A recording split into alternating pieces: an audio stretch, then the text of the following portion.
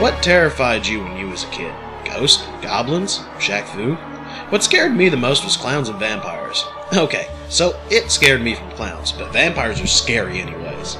Although, over time, my fears of vampires went away, and now I see them as pretty freaking cool and badass. Clowns are scary in a different way. Now, vampires gained popularity over recent years. The things that we used to fear are now the things that women get off on. So, when I was a kid, a vampire game would be something that I would avoid like a vampire on garlic.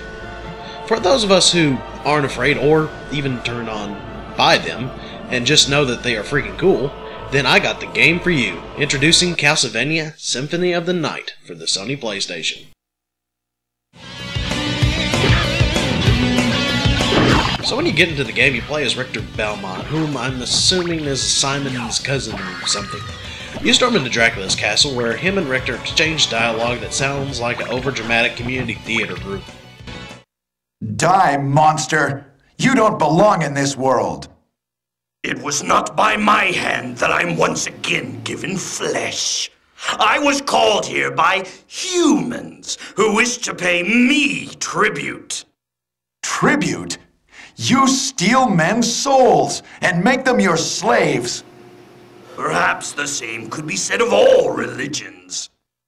Your words are as empty as your soul. Mankind ill needs a savior such as you. What is a man?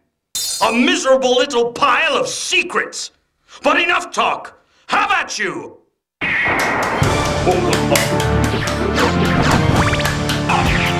No, it cannot be!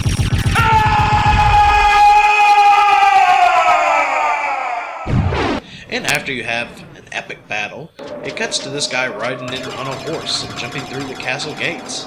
And it turns out this guy is Dracula's son, Alucard, and ironically enough, it's Dracula spelled backwards. So, Alucard jumps through the castle, and then you see a giant werewolf. So you take your trusty sword, you slice him up, and you make him explode. It's so freaking sweet. Then, there are more wolves and zombies, but they are no match for you. Then, things start to suck for you. None other than Death shows up, and he takes your weapons away. WTF, man. WTF. So, now you gotta go and get weapons and make it through the castle and get to Dracula. Seems like someone's got some daddy issues. Now the game sounds like a typical platformer with the attacking and jumping from one place to another, but it features RPG elements. So, not only can you get equipment for Alucard, but you can level him up and get him stronger. Weapons vary from swords, gloves, and even a morning star. You gain hearts in the game, and what they allow you to do is use sub-weapons like throwing axes, holy water, and throwing knives. You can also find potions and food in the game to restore your health. But why do you have to throw food on the ground and then eat it off the ground? Who would do such a thing? Oh! Jeez!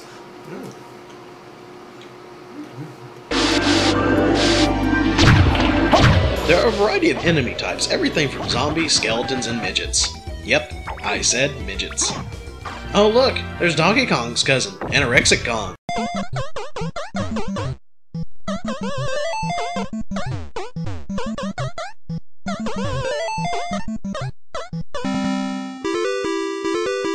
It's a blast to go through the castle and kill monsters.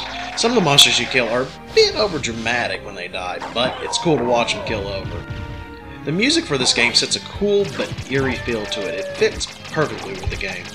Just like any game of this type, you got items to collect and hidden areas to unlock.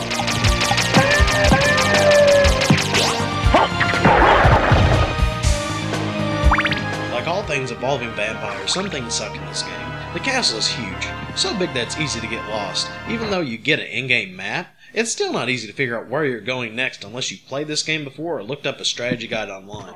One spot in particular is the clock room. There are two statues above you. Eventually one of the statues disappears, and you have to go up to that spot.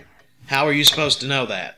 Seriously, the game doesn't tell you where to go or what to look for, it just expects you to know. And when you get hit, you get knocked back a few feet. So if you're next to a door and you get hit and knocked out of the room, you have to go back into the room, and of course the enemies have respawned.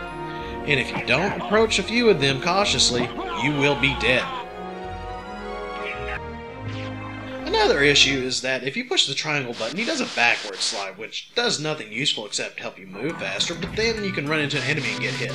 As a matter of fact, I think Alucard just wants to be another Michael Jackson. Okay, look, he's in a place with zombies, like in Thriller.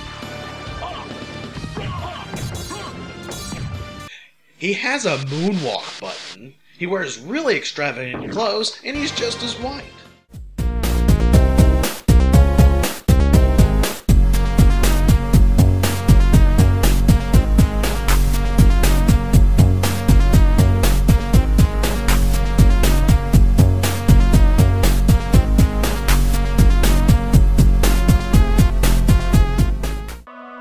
And the game over screen makes no sense either. What the hell is that supposed to mean? Even with the little gripes, it's still a wonderful and fun game. It has its challenging moments, but it's so satisfying. The cheesy voice acting gives it a B-rate movie feeling to it that I love. But no doubt, Castlevania fans will love this game. As a matter of fact, it's debatably one of the greatest Castlevania games in the series. And for good reason. The castle is huge, and the stages are varied. You got a lot of favorite horror movie monsters all over the place, over-the-top bosses, and midgets to fight. Loads of weapons to choose from, and even special attacks you can perform. If you want to pick up this game, it's only $10 on the PlayStation Network, and there's also a PSP and Xbox Live remake. So if you want a great monster mash, then pick up Castlevania Symphony of the Night. And until next time, game on.